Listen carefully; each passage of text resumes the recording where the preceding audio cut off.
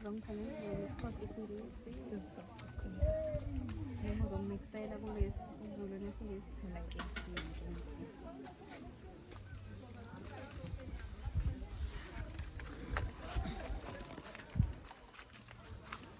I miss my own sneaker. So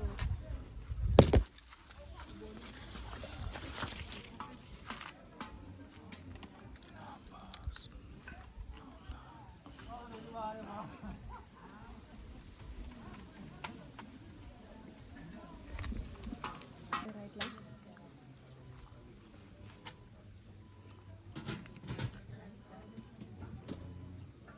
Indawo.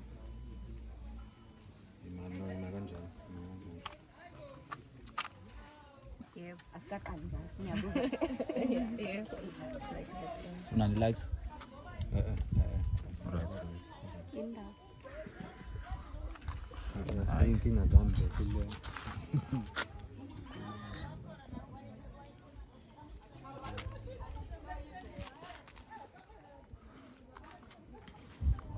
Siphazamisa. Kususela. Hayi no.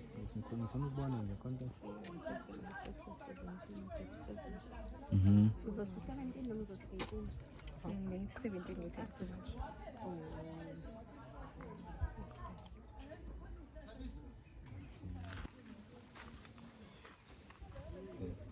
Right.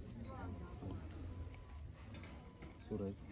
Okay, Mpho, cela uhlehlela ngiyasho ukuthi ngizona ngithi 1 2 1 2 1 2 1 2 1 2. Okay. 7 minutes. Okay.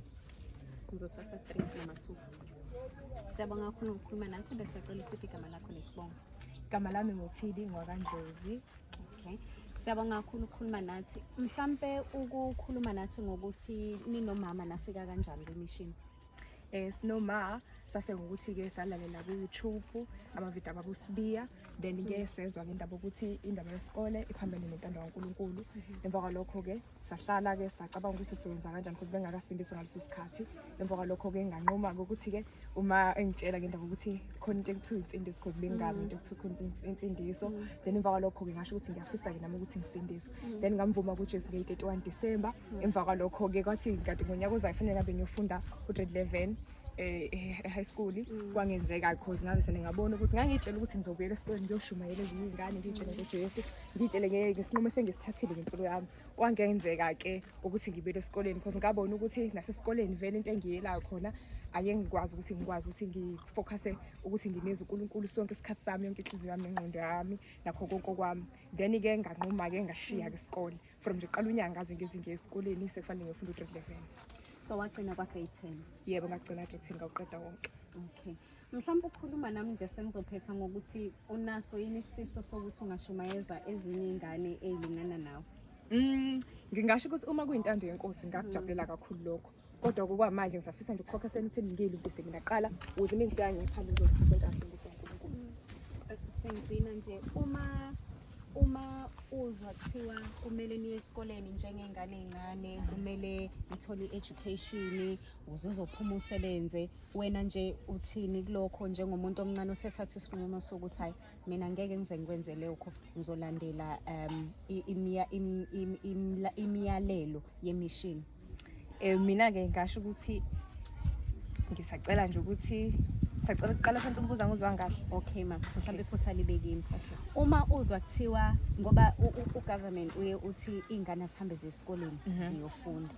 Uthini wena kulokho uthi kuyakulungela noma akukulungeli? Angazi noma ngibeka kahle. Okay sengiyazwa ke manje. Ngokwentando kaNkuluNkulu, uNkulunkulu uhlelile umuntu engathi emdala emaphakadeni ukuthi mefika kulomhlaba kufanele uzofeza icebo lentando yakhe ambekela yona ukuthi alifeze.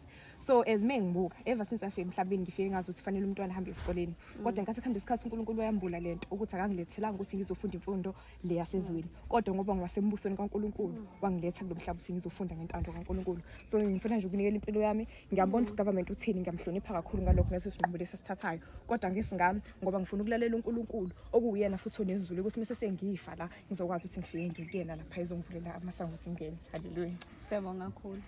Siyabonga.